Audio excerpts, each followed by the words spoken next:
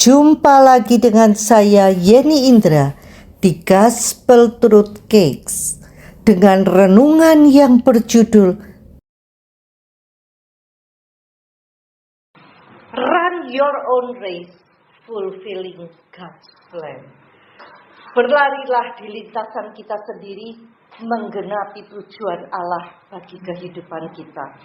Ibrani 4 ayat 15-16 berkata, sebab imam besar yang kita punya bukanlah imam besar yang tidak dapat turut merasakan kelemahan-kelemahan kita.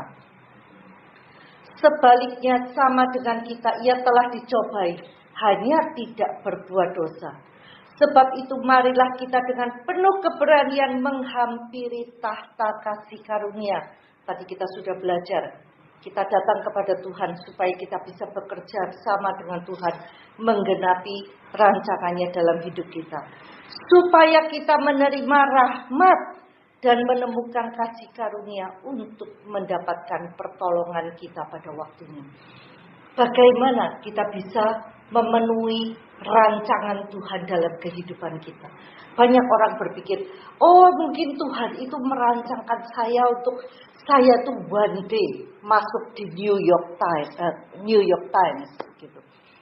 Rancangan Tuhan tuh gak seperti itu, bukan satu tujuan seperti itu. Rancangan Tuhan itu agar kita melekat kepada Tuhan. Kita membangun hubungan yang intim dengan Tuhan. Nanti Tuhan yang akan mengarahkan kita di setiap season yang terbaik bagi kehidupan kita. Judy Garland berkata, be the best version of yourself, not a second-rate version of someone else. Jadilah versi terbaik dari diri kita, jangan jadi versi kawinnya orang lain. Percuma. Kunci menggenapi rencana Tuhan, Amsal 3 ayat 13-18. Berbahagialah orang yang mendapat hikmat atau wisdom. Wisdom itu pengertian, kepandaian, pengetahuan yang tidak bisa dipelajari. Kita dapatkan dari Tuhan, download dari Tuhan. Orang yang memperoleh kepandaian itu knowledge and understanding, sesuai Amsal 2 ayat 6. Kepandaian itu kayak kita sekolah, dapat pengetahuan. Kalau mau beli properti kita harus tahu pajaknya berapa. Kalau mau beli mobil, oh iya, ini pajaknya sekian, mobil listrik pajak berapa, ini berapa. Itu kepandaian yang kita pelajari secara natural. Kalau kita punya hikmat yang dari Tuhan, kita punya kepandaian yang ini, kombinasi keduanya itu melebihi keuntungan perak dan hasilnya melebihi emas.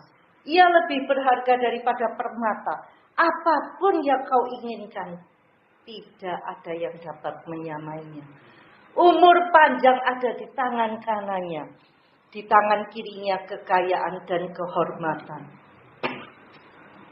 Jalannya adalah jalan penuh bahagia, segala jalannya sejahtera semata-mata. Ia menjadi pohon kehidupan bagi orang yang memegangnya. Siapa yang berpegang kepadanya akan disebut bahagia. Ketika kita hidup seperti itu, kita memiliki wibawa Allah. Orang itu melihat kita ada yang beda, ada wibawa Allah di dalam kita. Karakter Allah ada di dalam kita. Karakter manusia lamanya luntur.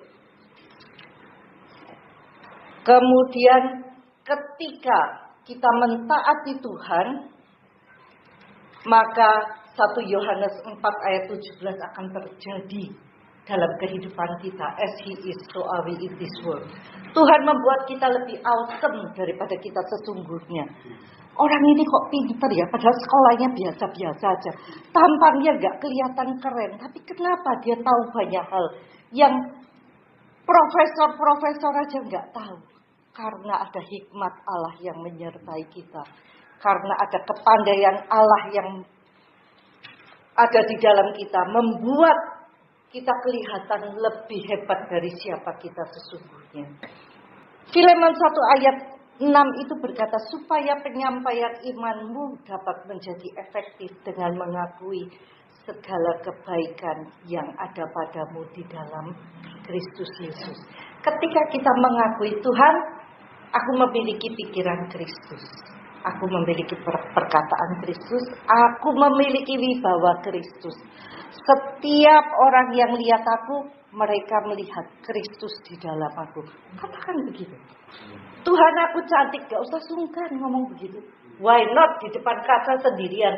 Kenapa gak bilang, Tuhan aku cantik, aku spesial. Setiap orang yang ketemu aku, mereka akan merasakan ada Kristus di dalam aku. A man who wants to lead the orchestra must turn his back on the crowd. Quote dari Max Lucado.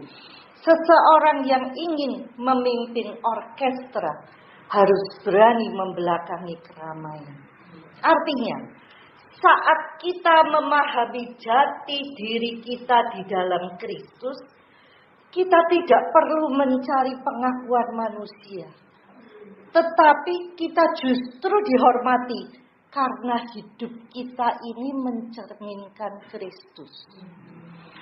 Kunci untuk dihargai dan dihormati adalah menyadari siapa kita di dalam Kristus sebagai anak-anaknya yang berharga dan dipenuhi kasih-Nya.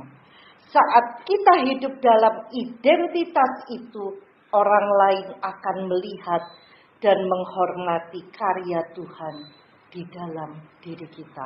Artinya, kita yang memutuskan sesungguhnya kita mau dihormati seperti apa atau mau dibully. Itu pilihan ada di tangan kita. Maukah kita membangun diri kita sendiri, memastikan siapa identitas kita di dalam Kristus. Ketika kita sadar siapa kita di dalam Kristus, maka orang lain pun akan menyadari hal itu. Terima kasih, Tuhan Yesus memberkati. Sampai jumpa di episode berikutnya bersama Yeni Indra di Gospel Truth Cakes. Tuhan Yesus memberkati.